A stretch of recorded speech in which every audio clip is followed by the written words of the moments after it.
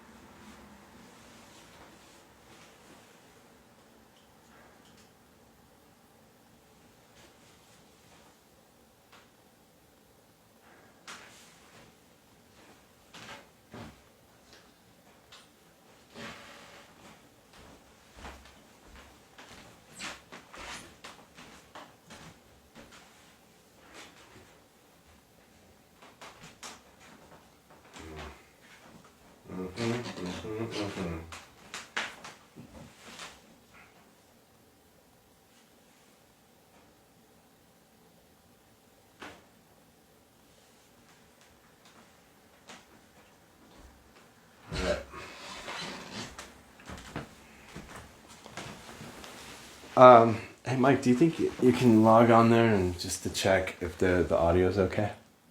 Log on to what? To my Instagram thing? Is that possible? Through my phone? Yeah. I don't even have the app on my phone. Oh. Well, we are we're gonna check this out. Hello. Welcome to Live by the virtually socially distant fire pit. It was a bit damp and windy outside, and we just wanted to protect the gear. So I'm doing it in my living room. Welcome everyone to my living room, live by the socially distant fire pit ish, number 26. I was gonna have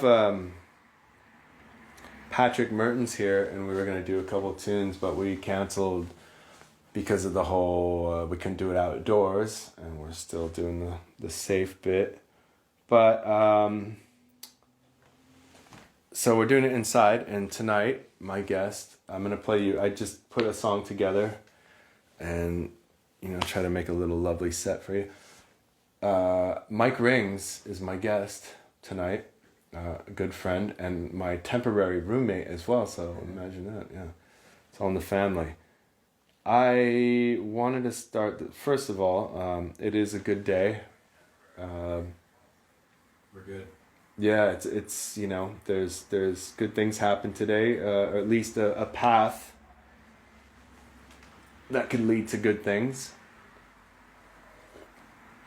And I wanted to read something that, I don't know, it was right before the elections and everything.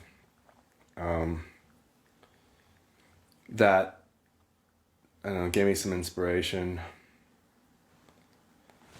And then I'm going to play a song, and then I'm going to have Mike, and we're going to talk about a whole bunch of shit. So this is a little essay by, here we go. Oh, I'm sorry.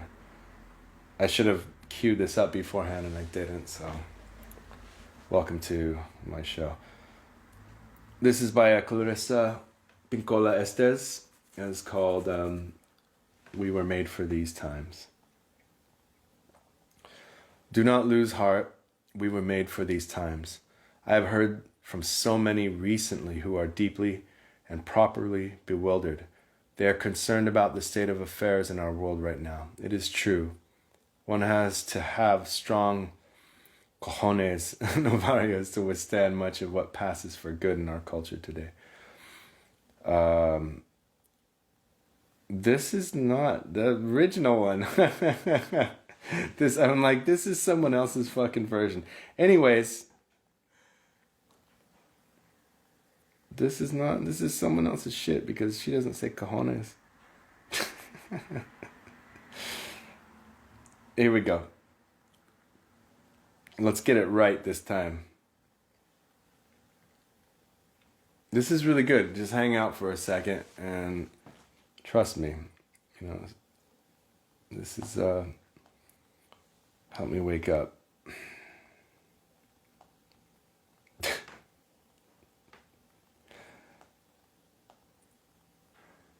My friends, do not lose heart.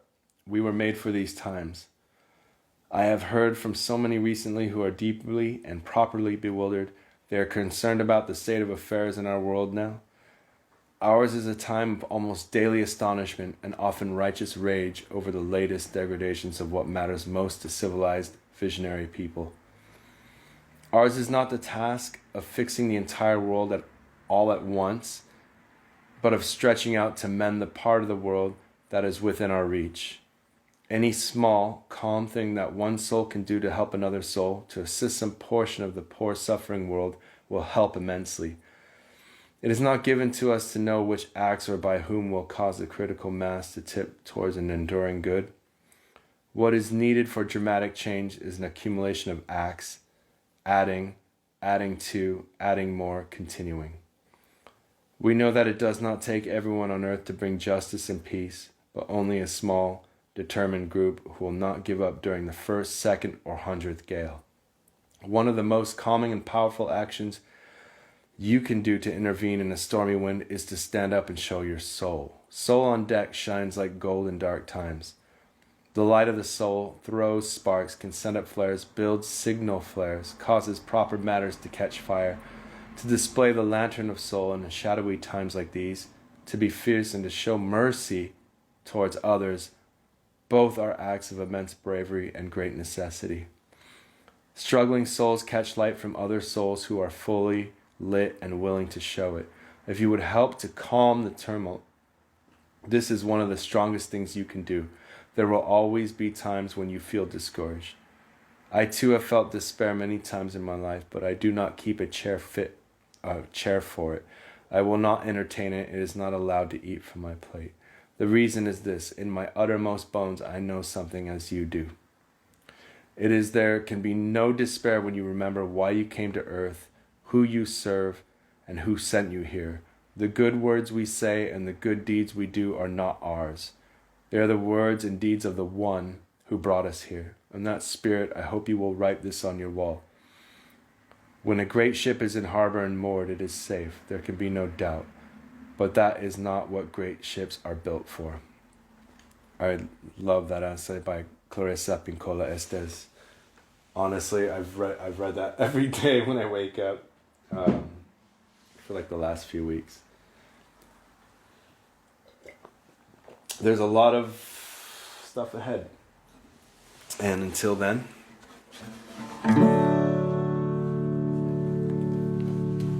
this is live by the virtually, socially distant Firepit, number 26. And this is Govinda by Kula Shaker.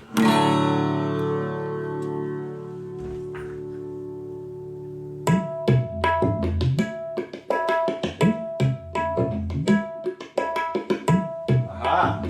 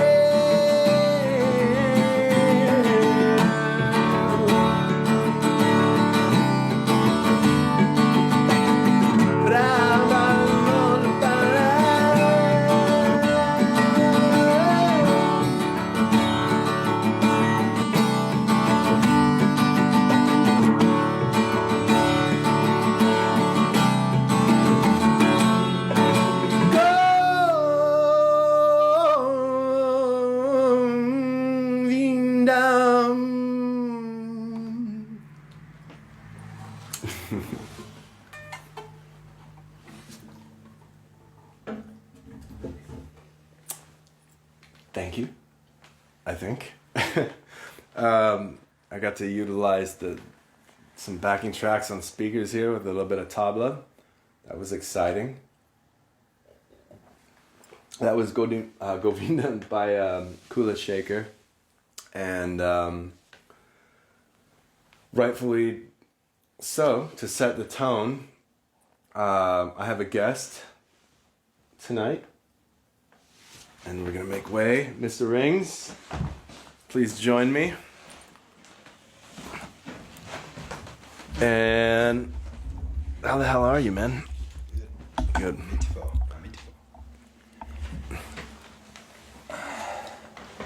Welcome to the show. Good to be here. So, this is my good friend Mike Rings, and my temporary roommate as well right now. So this was an easy one, as I just had to be like, hey, get off the couch, Mike, sit down and let's do an interview. But Mike Came Rings, all this way to be here. he came 10 feet to be here, which is great. But Mike Rings is a really good friend of mine. We met each other at Bar Henry. Yes. And where we worked together. Also, fellow spiritualist, practicing Buddhist as well, and a expert in psychedelic properties. So, Expert is too big a shoes to fill. a training expert. Yeah. Expert in training. Yeah, there you go. In training for sure. Mm. In training for sure. But I guess first and foremost, we have to say, congratulations to Joe Biden, Kamala Harris for new president. grasping the presidency of the United States of America. It is definitely, and I guess in our opinion, a way better predicament.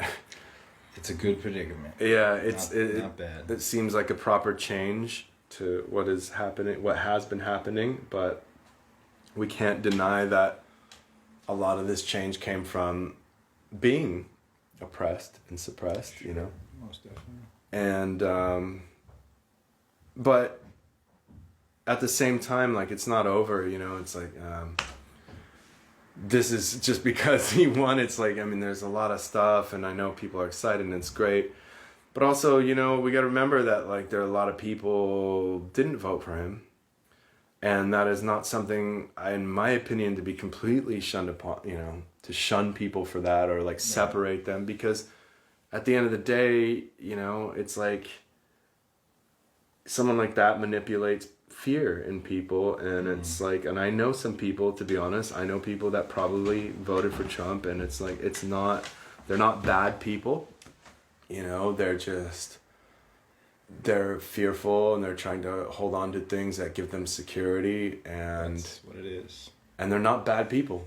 I know, and they're not fucking bad people, so we can't just fucking go out and slash fucking heads, it just creates more separation. I think that's my point, is it's good that this is happening, and it moves towards compassion, but we can't just fucking execute everyone, it's just No.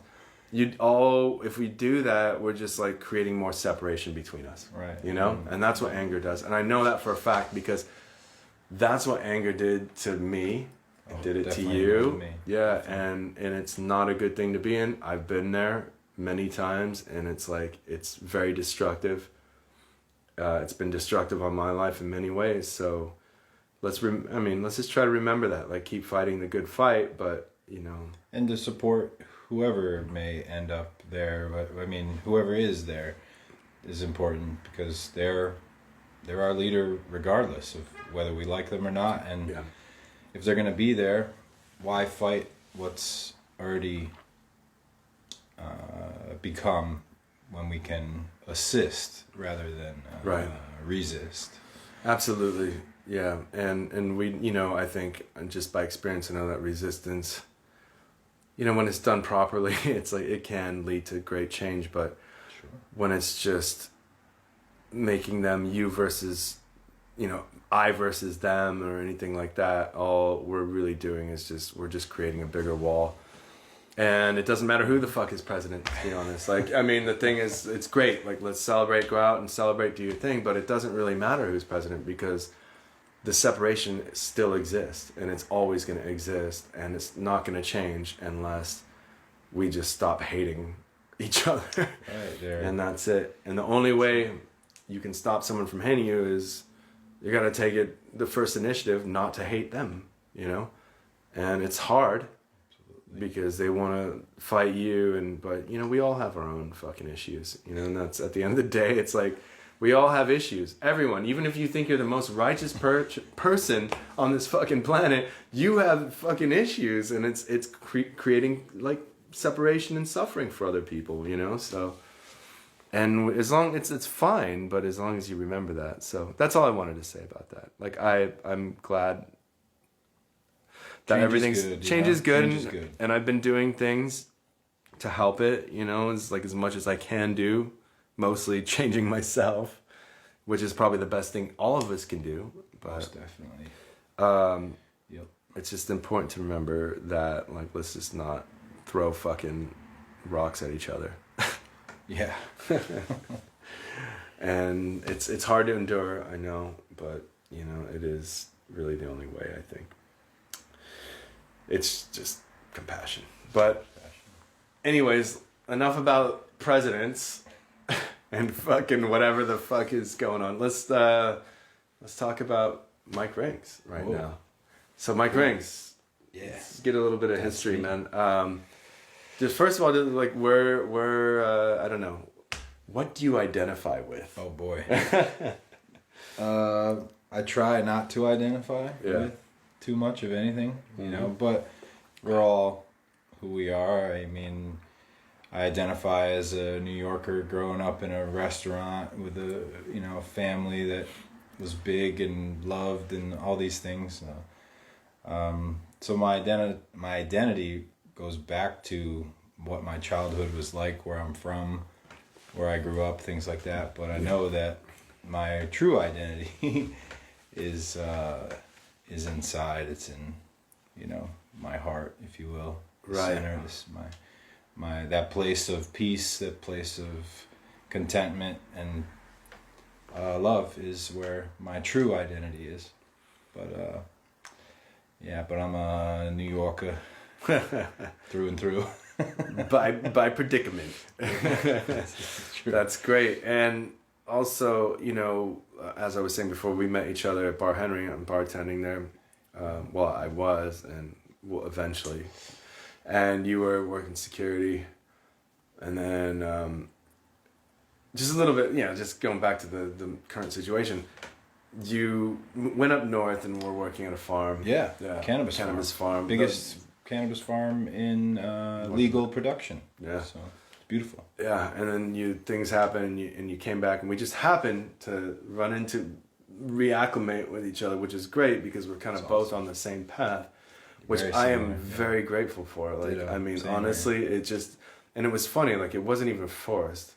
And I think that's how a lot of things in our life are nowadays. It's just like comes when you're open to it. But I'm very like grateful for that. And here, man. So the one thing we used to talk about all the time when I first met you was about like spirituality and psychedelics.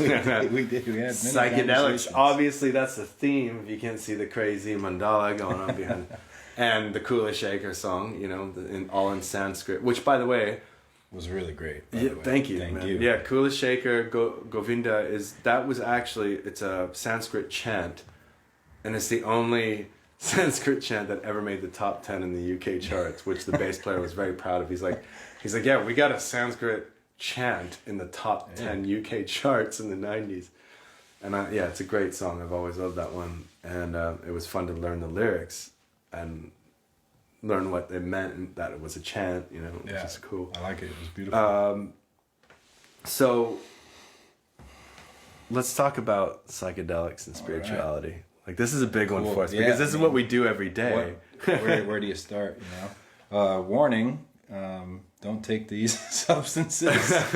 Don't take our opinion. And, seek, you know, seek is really the word. And we're not talking about the religious seek, but that too. Sure. Yeah, Punjabi. It's in there. Here's the thing. Let's just bring up another thing that passed is they legalized all narcotics in Oregon.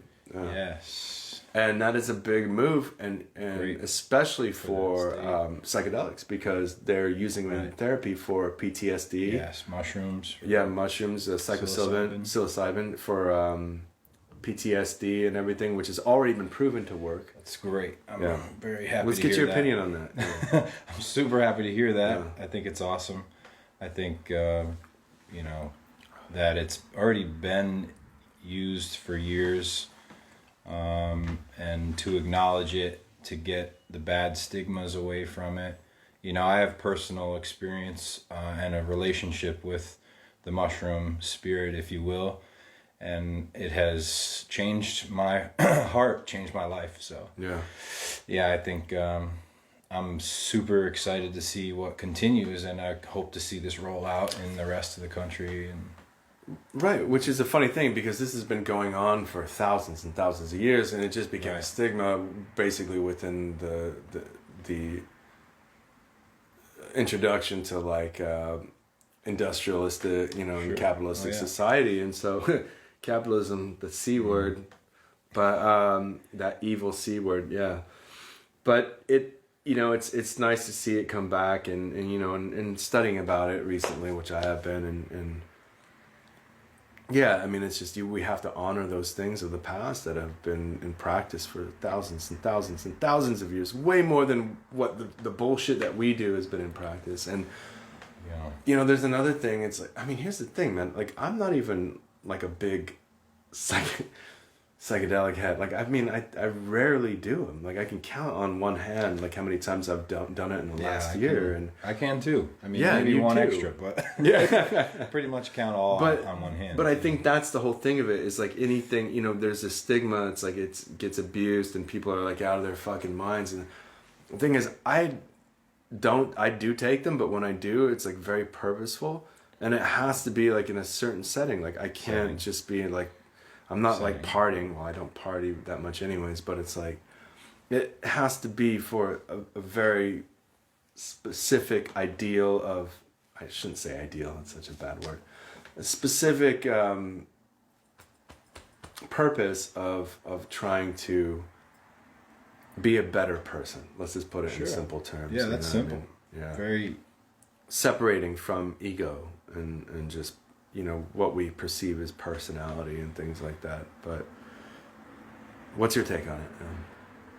Well, the experience itself, or on recreational use versus therapeutic use? Let's do both. Yeah. Well, the recreational versus therapeutic is definitely, I'd used them recreationally when I was a teenager, thinking that this was a party drug, a party thing, something to experience something new, and didn't respect it, didn't understand it.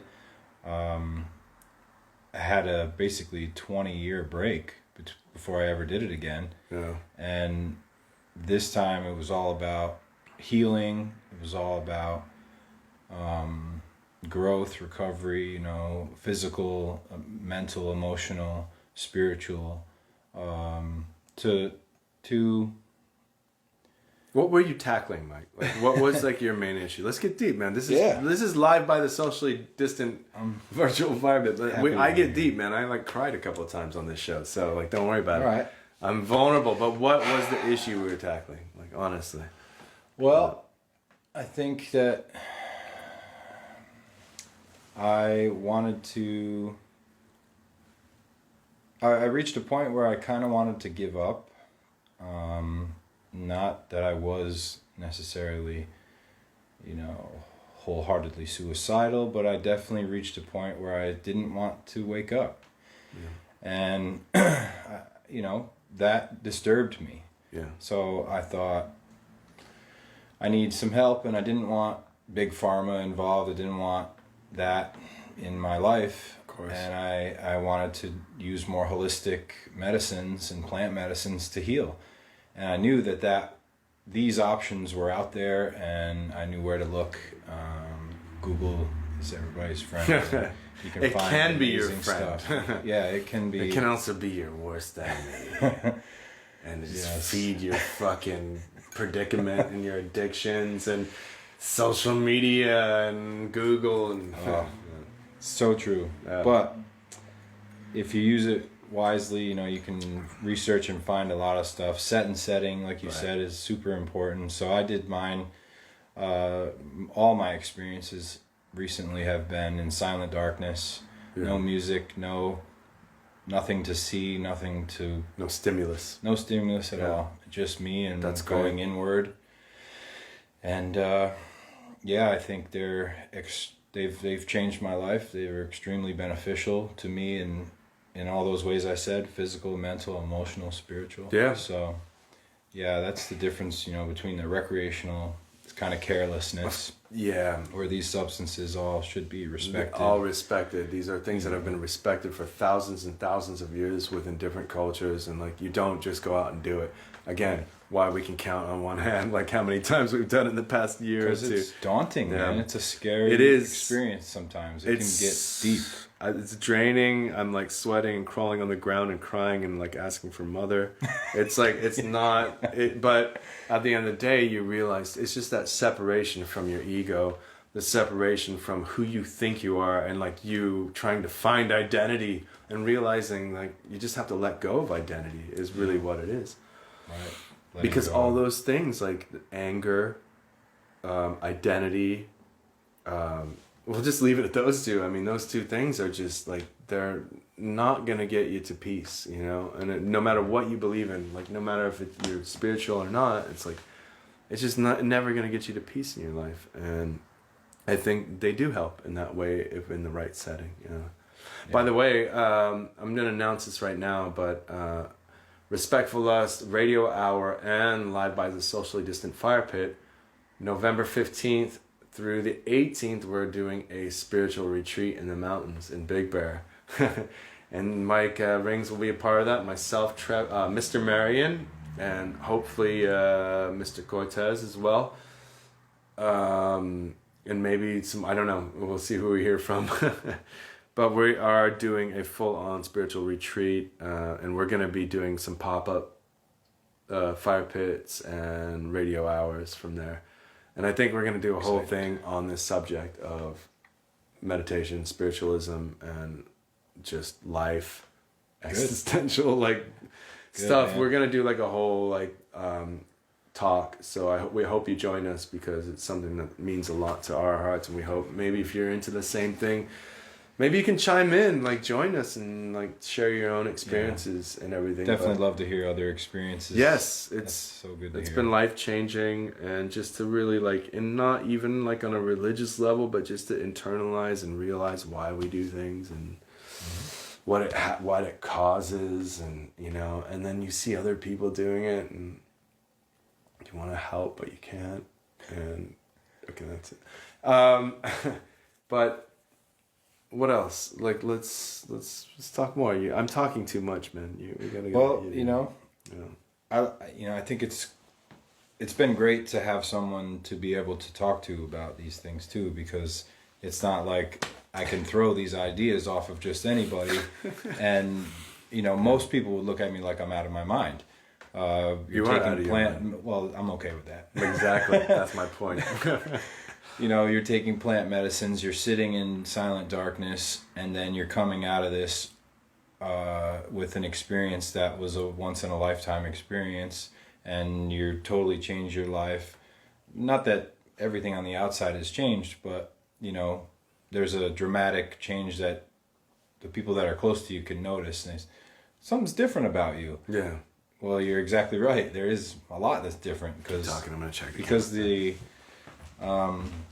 internal changes, the root changes have actually happened. They've been addressed. They've been, at least you can see some of those issues when you do go deep like that. And, you know, you can't really throw these ideas off of just anybody, and to be able to converse with someone, to get their opinion, their experiences, their knowledge, it just adds to your own wealth of information, which can aid in your experience. Absolutely. And when I would totally encourage anybody who does this or who is interested in it to find someone that you can talk to about the opportunities and about what it's like, about how to do, because there's a how to, believe it or not. The satsang, the community. Yeah. Satsang is the old community. Satsang is a spiritual community, and it is very important in developing stages to be able to just have other people that at least have some interest in like opening themselves up Right. that way.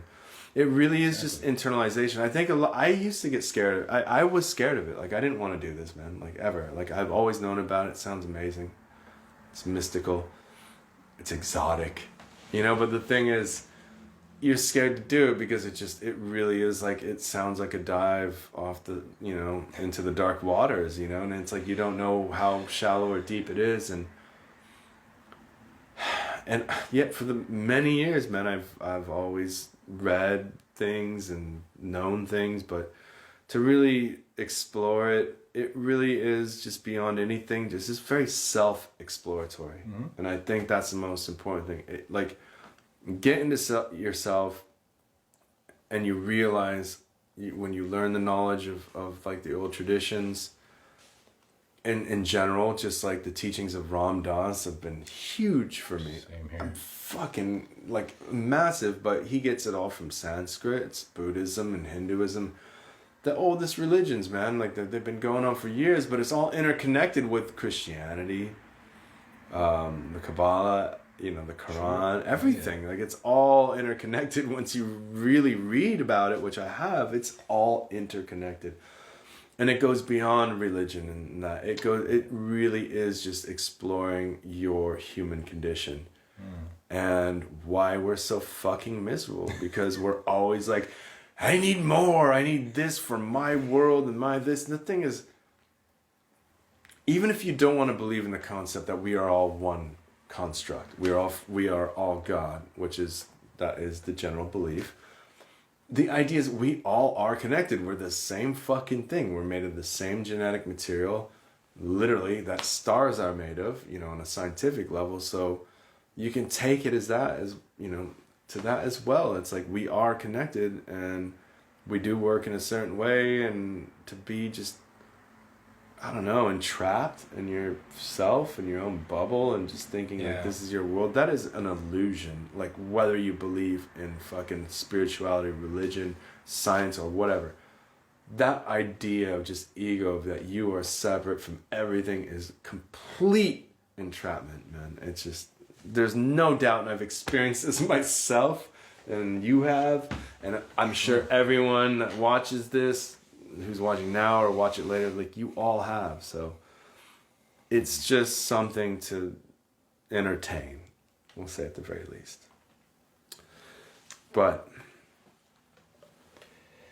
so I mean, let's kind of close it out, I guess. But I want you to, I don't know, is there anything that you want to talk about, like in particular, something that's like that you feel inspired to talk about? Something that I've been more in tune with, I guess, would be the lightheartedness, the playfulness, and the easiness of life, of how I treat myself, of how I treat others. Everything used to be very heavy and very strict and very ordered and structured, and that life can be beneficial. But, to have more of a loose, free-spirited, I guess, would be, the common phrase for it. To be more free-spirited and to be, sweeter in the moments has all arisen from the use of, the mushrooms, the San Pedro, the DMT, and the LSD, ayahuasca, and the microdosing, the ayahuasca, and the ibogaine. On the whole gambit. We just went down the whole list. Pretty much listed them. Yeah, all. step into Mike's kitchen.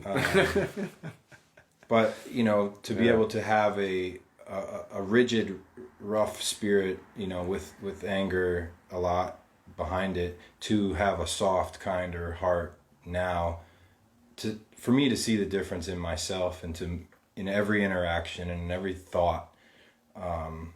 I don't think the same way I used to. I don't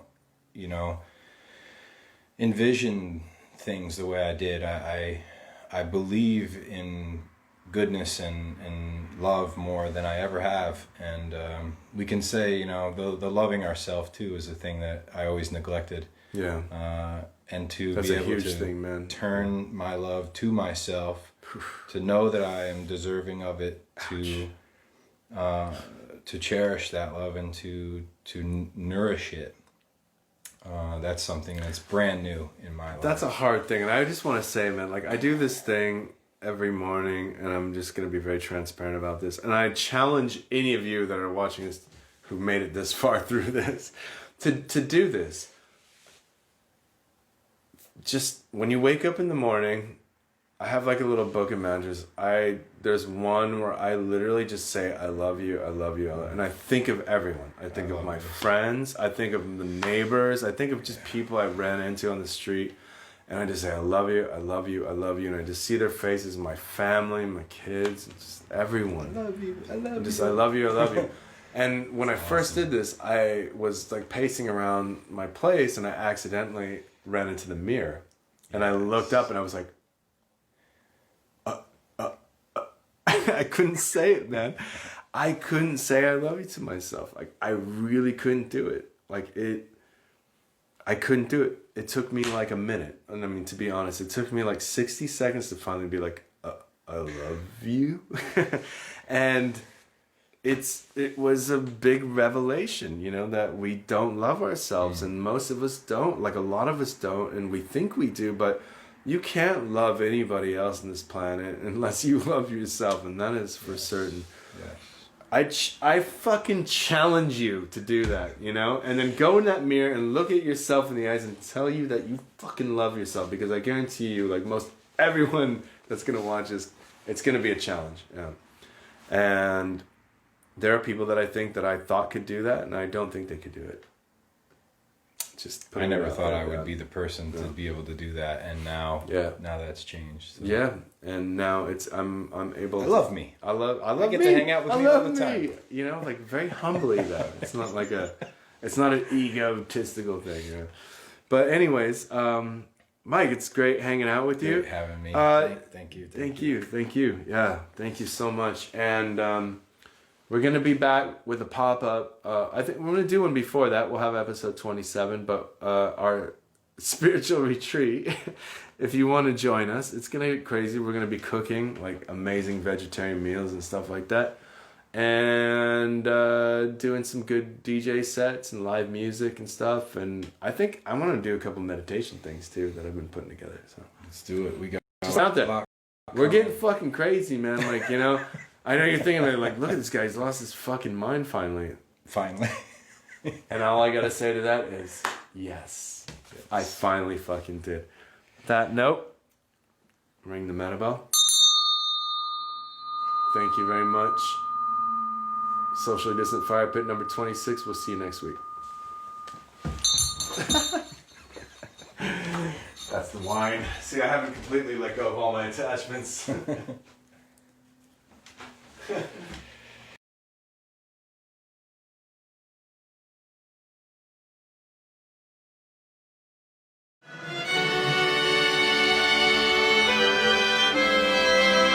Keeps you spinning.